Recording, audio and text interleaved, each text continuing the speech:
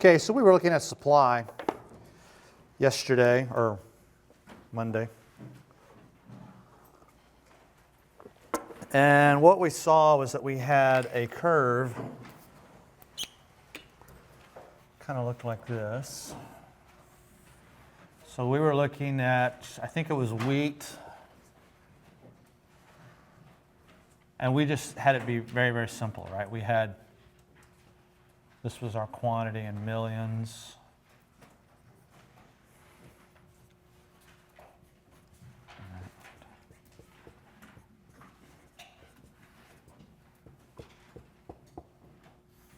We had a very, very simple supply curve like this. Right? And what we said was that we know why the demand curve is sloping down. We know the demand curve is sloping down because of these income and substitution effects, right? Or this idea of diminishing marginal utility. So what we want to know is, well, why is the supply curve sloping up? And you recall that what we said was that, well, it costs more to make more. Right?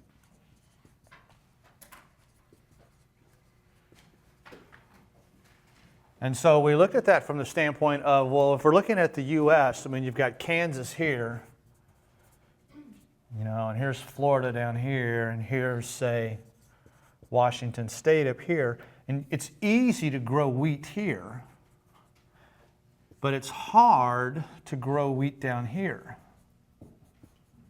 Right? It would be very, very expensive. And so if we want farmers in Florida and Washington State to grow wheat, you're going to have to compensate them for that higher cost. Right? That's what we mean by saying that it costs more to make more. Right? This is also related to the, what other idea that we've already seen so far and talked about? The law of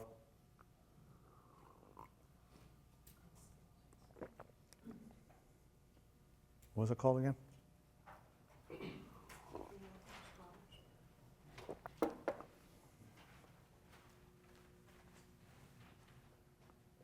Whereas we're making more of something, it's costing more. No. No. Do what? No. It's costing more to make more. Where have we seen that before? Exactly. Increasing opportunity cost, right? So we have this idea that we saw with increasing opportunity cost. Hey, as we make more and more of some good, the opportunity cost is going up. That's exactly what's happening here. It's just simply costs more to make more of this good, right? And remember why we said this was true. Resources are not perfect substitutes for each other. The land in Florida is not a perfect substitute for the land in Kansas. And the land in Kansas is not a perfect substitute for the land outside Seattle when it comes to, say, growing wheat, right? So we have this idea of it costing more to make more. This is why we have this upward sloping supply curve. And in essence, what that means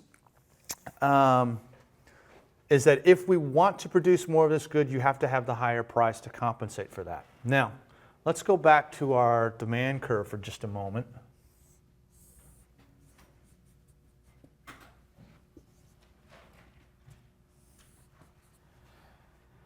We had our demand curve here, and we had some price. We don't know how that price is set yet. Let's call it P star, Q star. And we said, oh, look, all of the area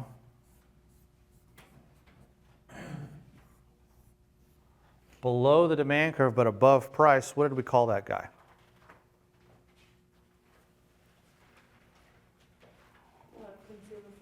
Mm-hmm. It was consumer surplus, right? This was the difference between the price the consumers had to pay and the price they actually did pay. And we have something similar here. We had a price of, say, $3. Let's just stick with our $3 price here.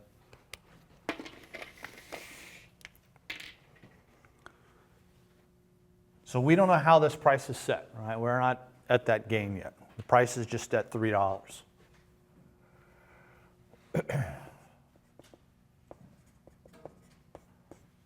Okay. Let's think about what's happening here, right? Because we know that the height of the demand curve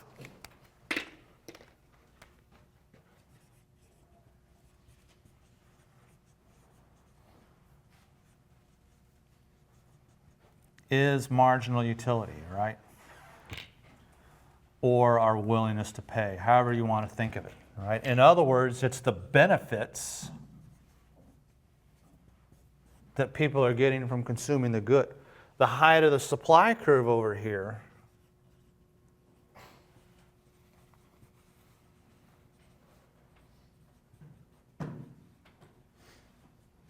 is marginal cost. Right? And we saw that. I mean, we could have the cost be whatever we want it to be, the total cost. We're not looking at total cost, it's marginal cost, right? So just like we saw over here with our demand curve, where we would have just anything that you want it to be, 10, 12, right? This guy says right here, we're willing to pay, bless you, $12 for the 10th unit. Right? Not I'm willing to spend $12 to get 10. I'm willing to spend $12 to get the 10th TH unit. The height of the supply curve here tells us cost. Right? So what we see here is that this millionth bushel of wheat costs $1. Right? This millionth bushel, first millionth bushel of wheat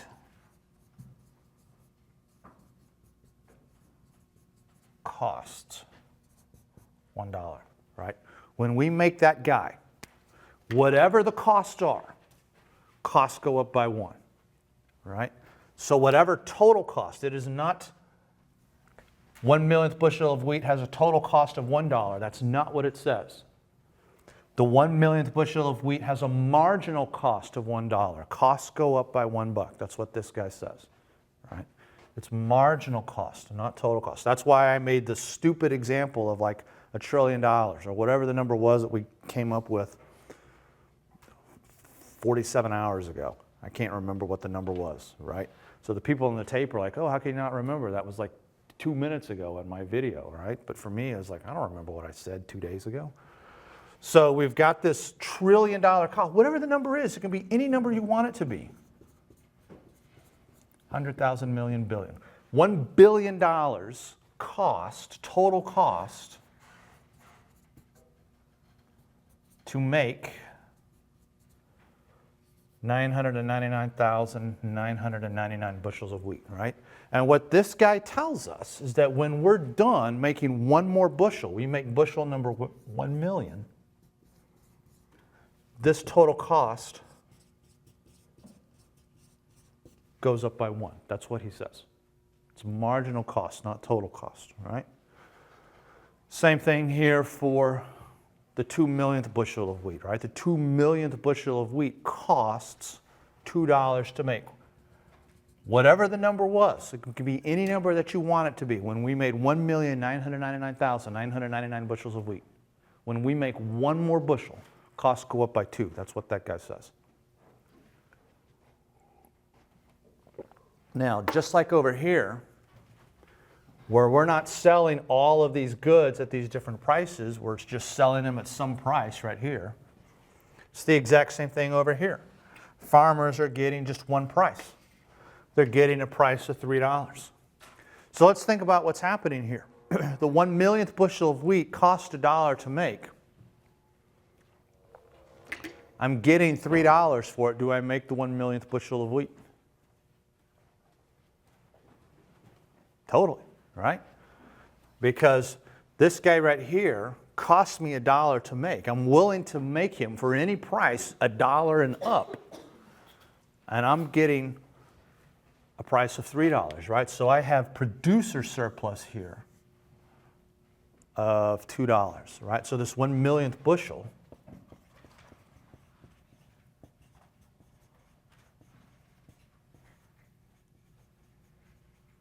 has producer surplus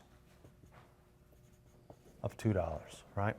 What about our 2 millionth bushel? How much does he cost to make?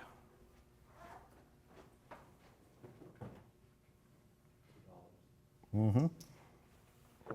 And what am I selling them for? $3, right? So I've got producer surplus here, this 2 millionth bushel, bless you, has producer surplus of $1, right? Consumer surplus was the difference between the price consumers were willing to pay and the price they actually paid. Producer surplus here, the difference between the price producers are willing to supply a unit of the good and the price they actually get. They're willing to supply a unit of this good at $1 and up, but they're not getting $1, they're getting $3, right? So we've got producer surplus here of this much. What's happening here at bushel number 2,999,999?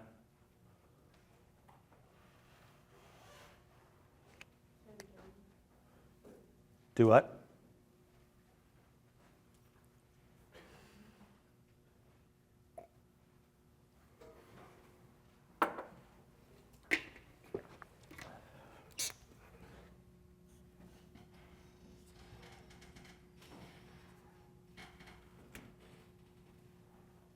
What's happening here with this guy?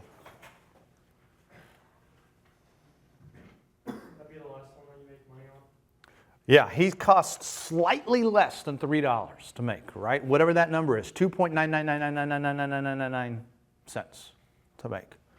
And I'm going to sell them for $3, right? And what's happening here at 3, this guy costs $3 to make. I can sell him for $3, right? So what's the producer surplus here for $3, for this 3 millionth bushel? He's 0, right? So we see that this 3 millionth bushel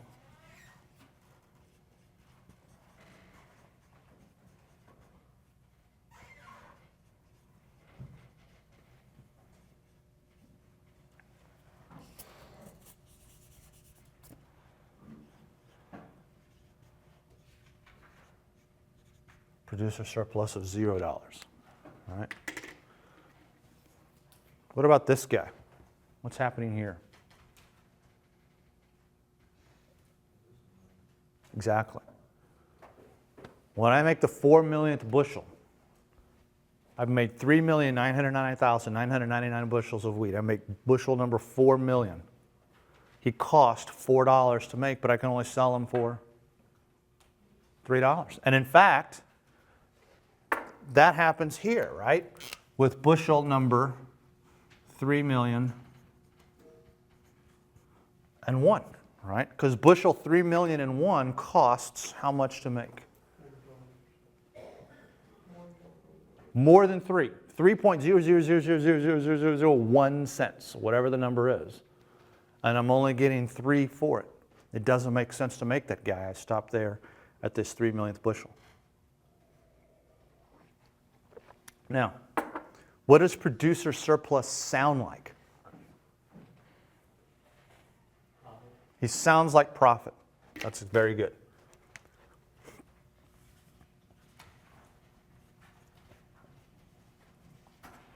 At this level, principles levels, 155, 165, and 101 class, it's okay to think of producer surplus as profit. It's not profit. If you want to find out why it's not profit, you got to move on in economics and take some other classes.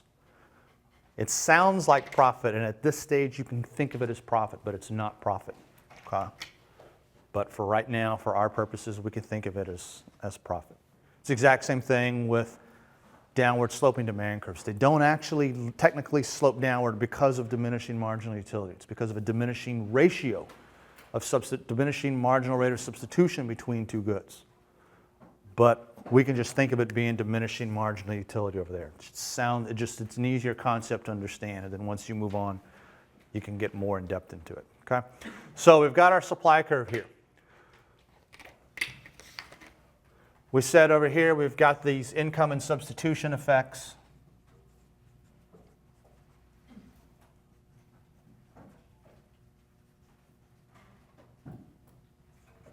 Or this idea of diminishing marginal utility. That's making this guy slope down. We see over here we've got this idea of essentially it costs us more to make more. Or you can think of it in another way, and that is to the firm, well, To the consumer, price is an obstacle.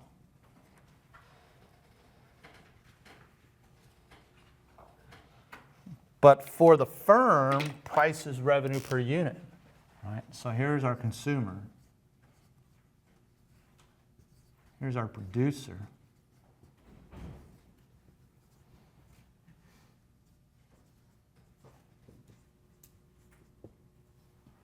Right? So as the revenue per unit goes up, it makes sense to make more. Right? But to the consumer, of course, price is an obstacle. The higher the price, the harder it is to overcome. Anybody in here do track in junior high or high school? Did you guys do the high jump? Right? When they start the bar down here, it's really, really easy. Right? You're like, this is no sweat. I'm going to be a track star. Right? And then they start raising that bar more and more and more and more. And the higher that bar gets, the harder it becomes. It's the exact same way here for our consumer, right? Price is an obstacle. It's something that has to be overcome. The higher the bar, the harder it is to overcome it. Everybody in here can afford a Ferrari. Believe it or not, you really can. What's the obstacle that you have to overcome?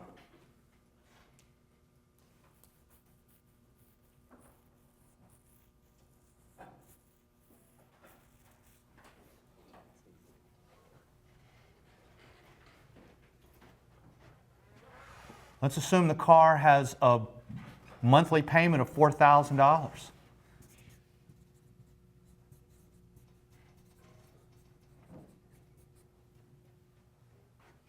What do you have to do to get that?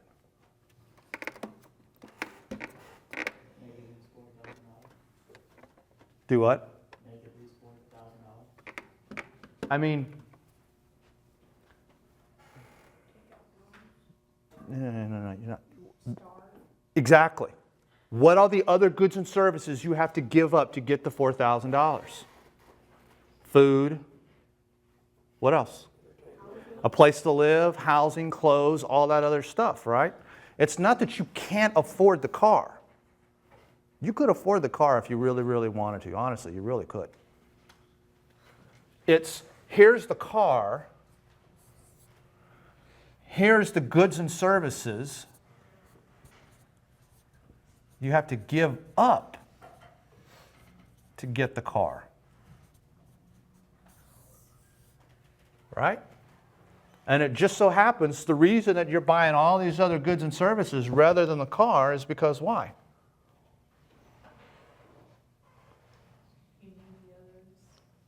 These guys give more what? More utility than this guy does.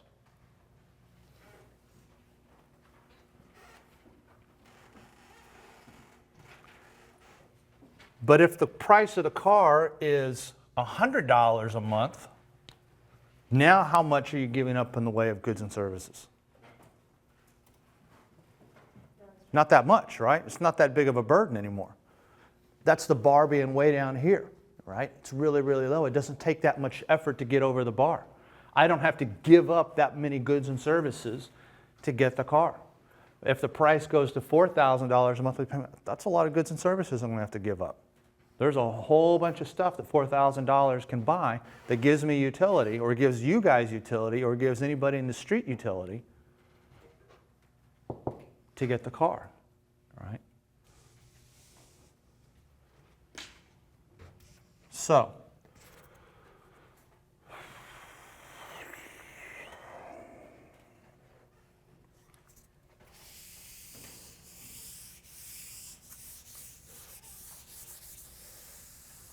let's look at increases and decreases in supply.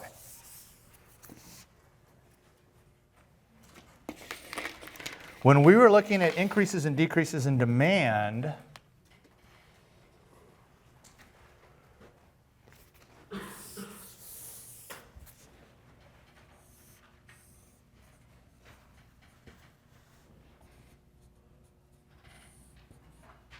we had this guy, right? We had a price here. I'm just making up numbers here. 10 and 12. Let's call this 5 and 7.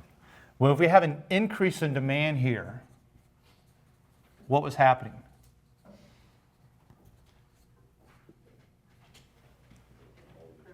The whole graph shifted to the right, right? So we saw that what that meant was that at every price, consumers wanted to buy more units of this good.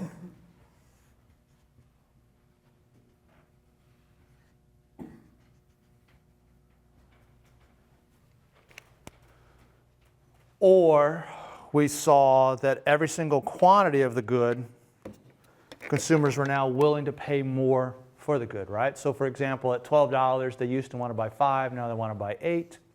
Or we could say the fifth unit used to be worth $12, now the fifth unit would be worth, give me a number that makes sense, $14, whatever the number is, something greater than 12. The guy was shifting to the right. If we had a decrease in demand, this guy was shifting to the left.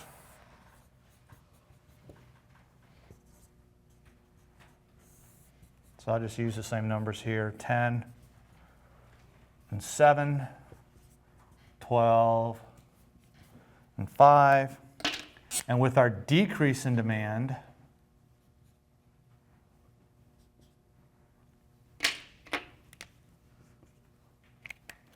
we had something like this, so that now we're at, say, 4, now we're at, say, 6, something like that. So with the decrease in demand, we said, well, at every price, consumers want to buy less of the good, right? So at a price of $12, they used to want to buy 5, now they want to buy 4. Or we could say it like this, at a price of the fifth quantity, the fifth unit they used to be willing to pay $12 for, now they're willing to pay 11. Very good. Shift left, shift right. Supply is the same thing.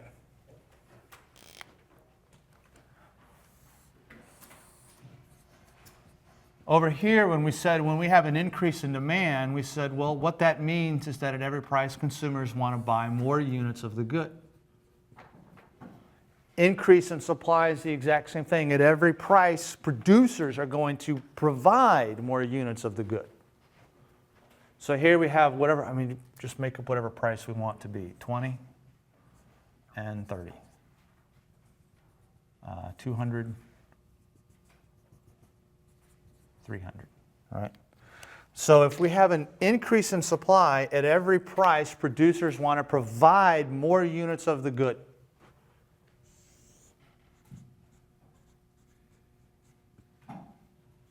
So here is our increase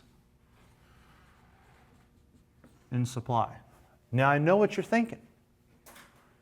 It looks like it's shifting down. It is not shifting down, it's shifting right.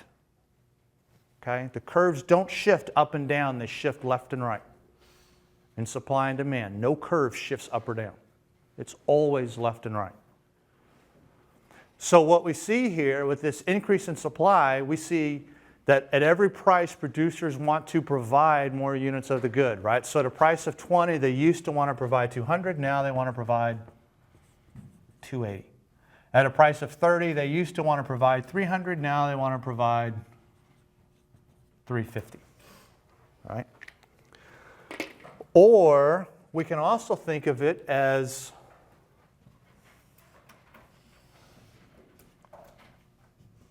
every single quantity of the good now costs how much to produce. It's going to cost less, right? That block's no good. So here's our supply. So we had these prices here of, say, 20 and 30. 300, 200. We have this increase in supply. He's shifting right, not down.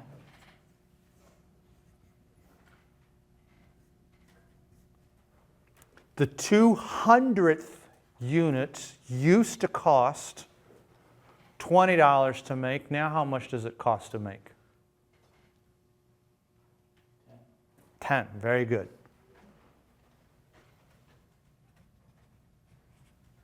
The 300th unit used to cost 30 to make. Now he costs how much to make? 25. Sounds good. All right. So with our increase in supply, at every price, producers want to provide more, or at every quantity now costs less to make, shifting to the right, right?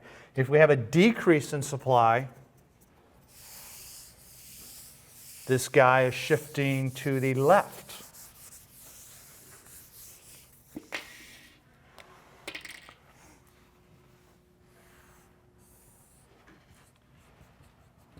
Here's our quantity. Here's our price. I'll just use the same numbers here. So we've got 20, 200, 30, 300, right?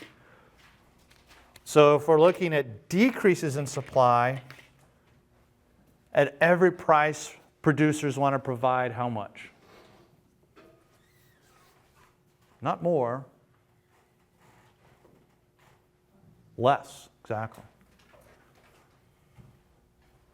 So at every price, producers want to provide less of the good.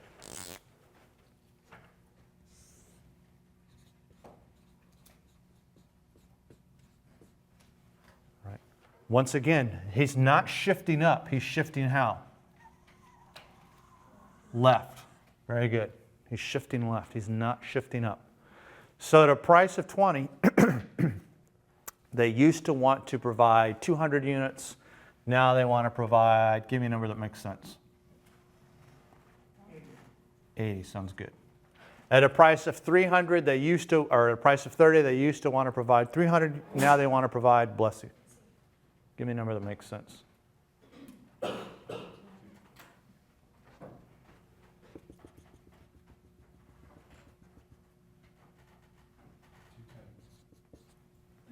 Right? At every price, they want to provide less. Or every single quantity of the good now costs what?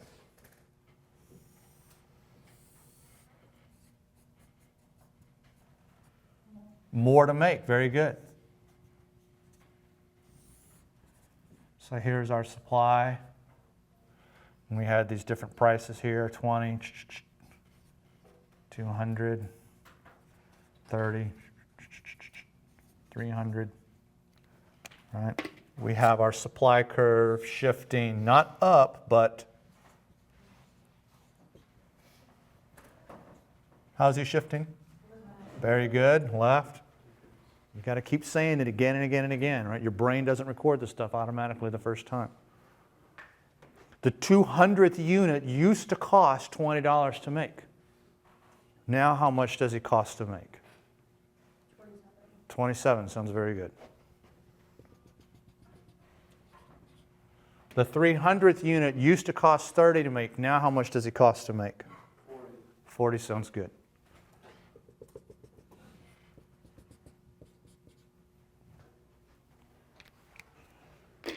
So let's see what things shift our supply curve.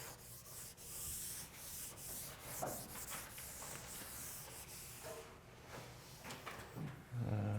just say that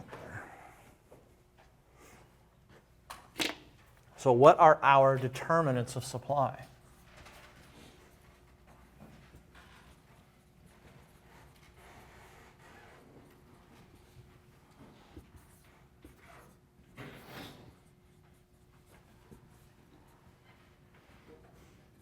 Our first one here is resource prices. This shouldn't be surprising, right? The supply curve is a reflection of cost. So everything that's going to impact cost is going to impact the supply curve. So resource prices are a big part of this, right? If resource prices increase,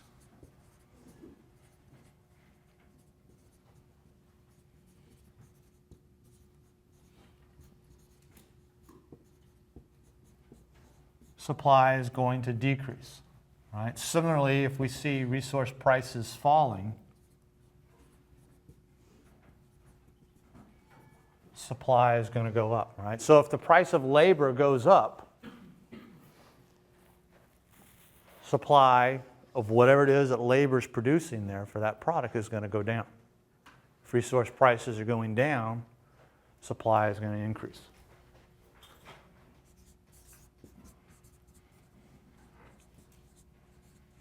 Technology. Remember what technology is. Technology is our knowledge of how to turn resources into goods and services, right? It's not dealing with computers per se, right? We saw the example of this on that video that we watched with the people making all kinds of new, they didn't know what to do with all those products. I mean, everything that you see around you, all of the resources to produce that have been here since day one, right? But people didn't have the technology, the knowledge of how to turn that resources that existed on this planet into whatever it is that you wanted to be, computer screens 200 years ago, right? So when we're seeing changes in technology, we're going to see changes in supply, right? If technology increases,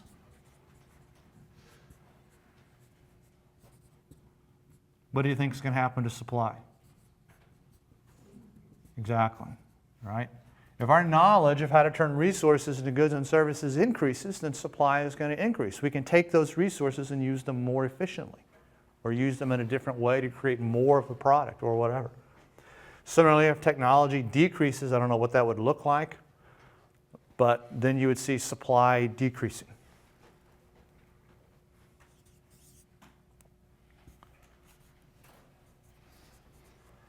Number of firms.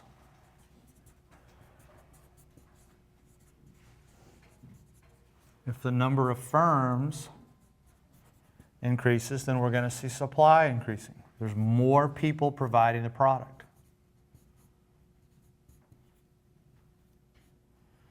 Similarly, if the number of firms goes down, you're going to see supply decreasing.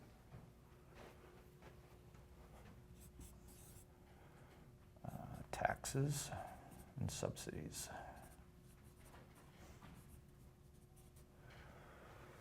Taxes and subsidies, right? If we all know what taxes are, right? So taxes, if we place a tax on something, if taxes increase,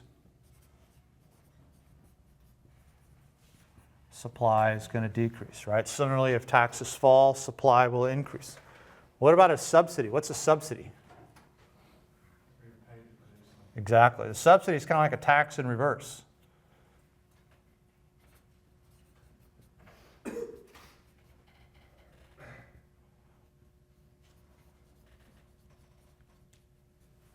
So here, if we see subsidies increasing,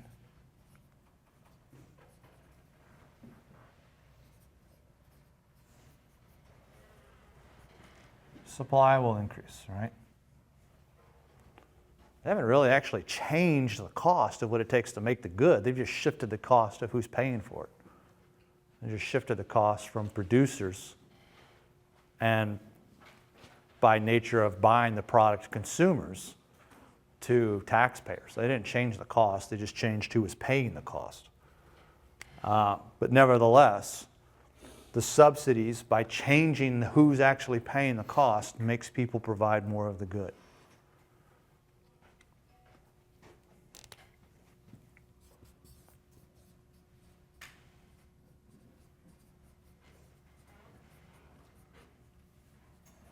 Producer expectations about future prices.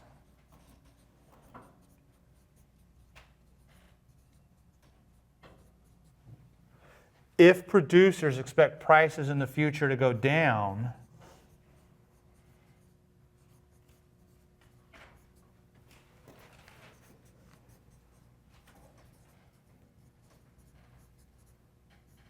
how do you think they'll respond today?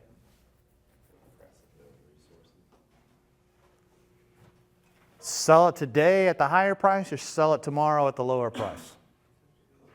Sell it today, all right? So if producers expect future prices to decline, we're going to increase supply today, right? You actually kind of make that decrease in price occur. Similarly, if they expect future prices to rise, why would you sell it today? Hold on to it. Sell it tomorrow or next week or 6 months from now or whatever. at the higher price. So supply today would actually decrease.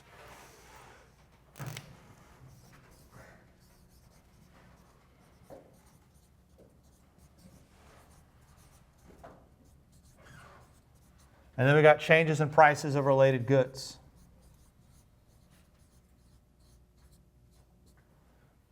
So it's best to kind of think of this as like a farmer, right? If a farmer is growing, he's got the choice of growing wheat or corn.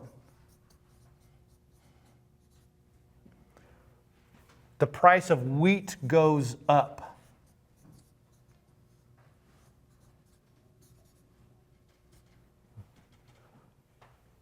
What's he going to do here for corn? Can produce less, right? So you see here the supply of corn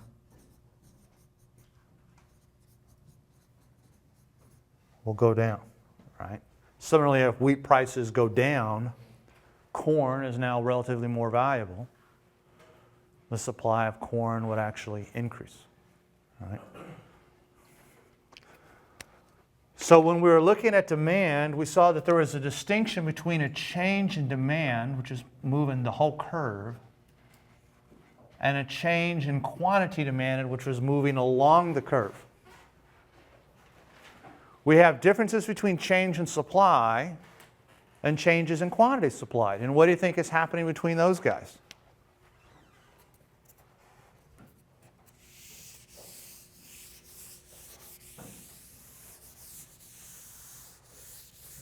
The change in demand said what was happening?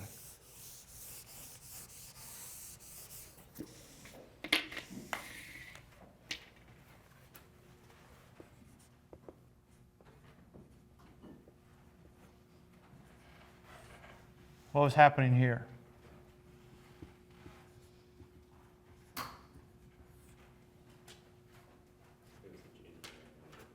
Exactly. Here there was a change in one of the determinants.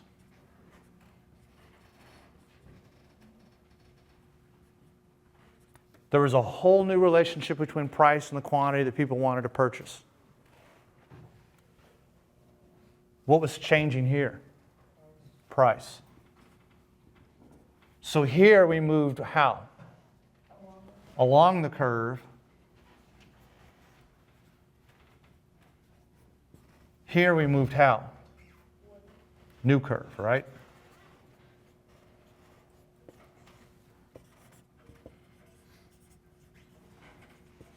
Change in supply versus change in QS, quantity supplied. What do you think's happening here?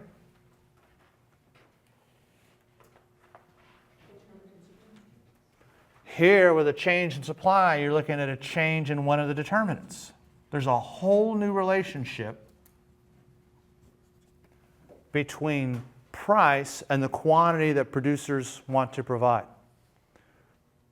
What do you think's changing here?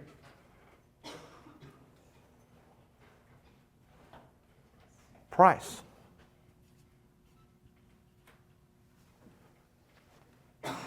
Here we're moving how?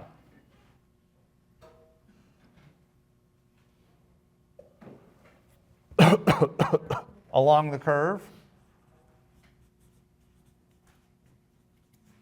Here we're moving how? A new curve, exactly. Just like we saw over here, right? If the price changes from 20 to 30, there's an increase in the quantity supplied of whatever this is. Beach balls. If we're moving from here to here, it's a change in supply. At every single price, we want to make more units. So let's look at some examples.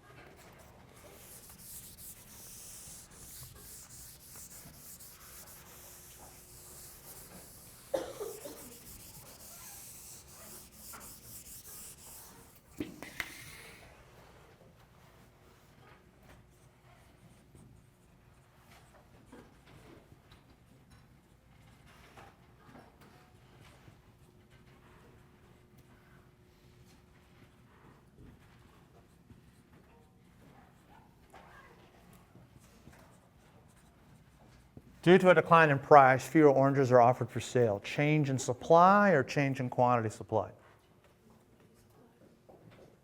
Exactly. It's a change in quantity supplied.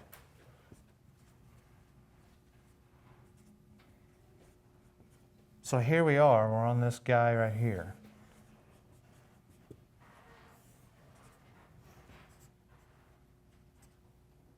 And this is, I'm making up some price here. $2 a bag. $4 a bag. So here you'd have, say, 1,000 bags. I'm making up a number. Here you'd have, say, 800, right? So at a price of $4 for a bag of oranges, farmers will go out and they'll collect 1,000 bags of oranges. And then the price falls to $2, they'll collect 800.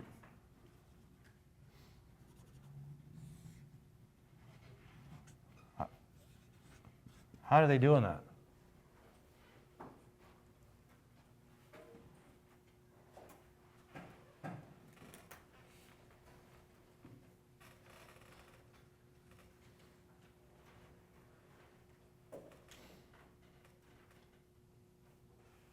How does fruit get from the tree to your store?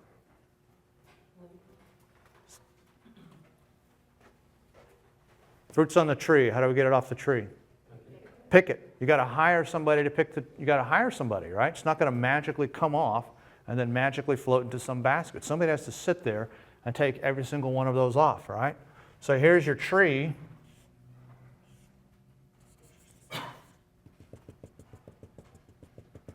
And if the price of oranges goes down, what do?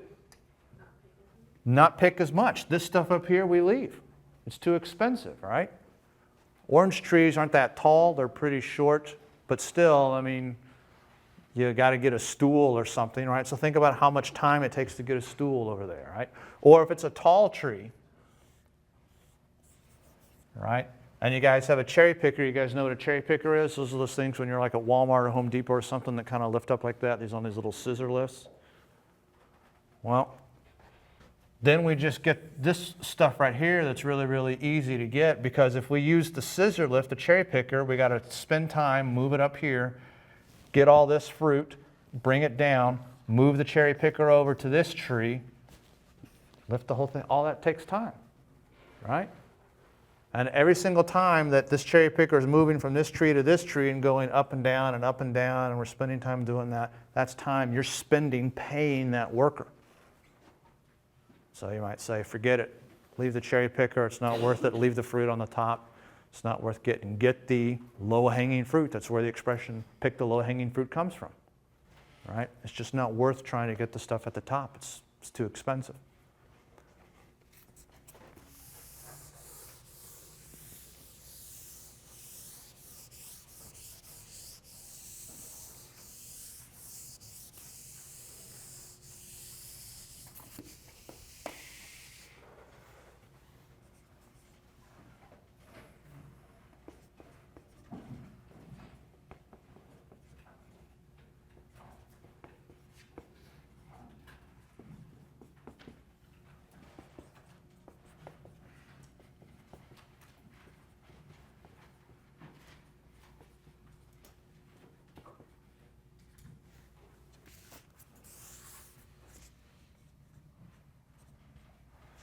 Labor prices increase with the result that Toyota produces fewer cars. Change in supply or change in quantity supplied?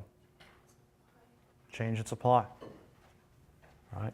So here, every single quantity of cars now costs more to make. So here's our supply, right? You have, the prices can be anything that you want them to be, 25,000, 30,000. Right? And a price of 25,000 will make, I don't know, 200 cars a day, and at a price of 30,000 we'll make 230 cars a day, right?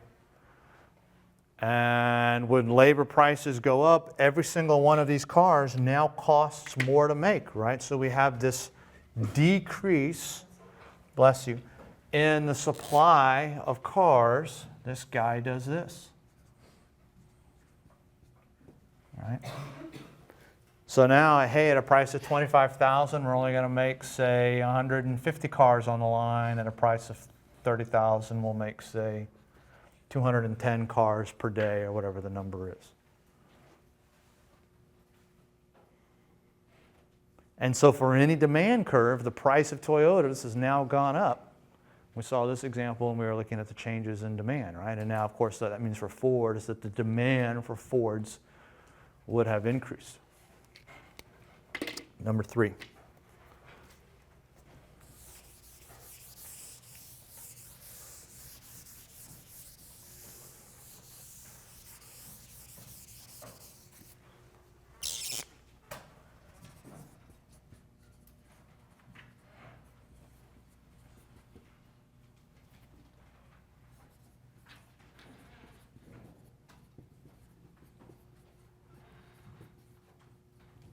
Federal government increases the subsidy for ethanol. Change in supply or change in quantity supplied?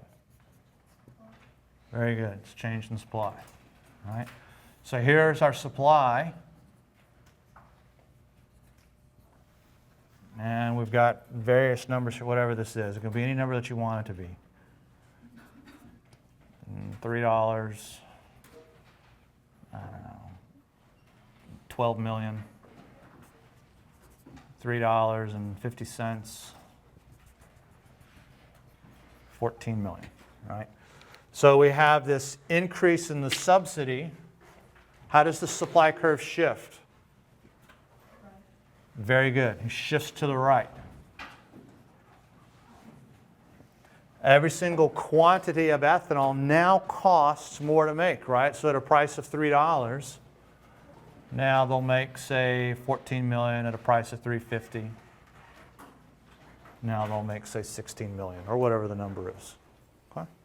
And once again, notice, I mean, you haven't actually changed the price of what it takes to make ethanol. You just changed the cost of who's actually paying it. Right? You changed who was paying the cost. That's what I was meant to say. Okay, we'll bring supply and demand together on Friday.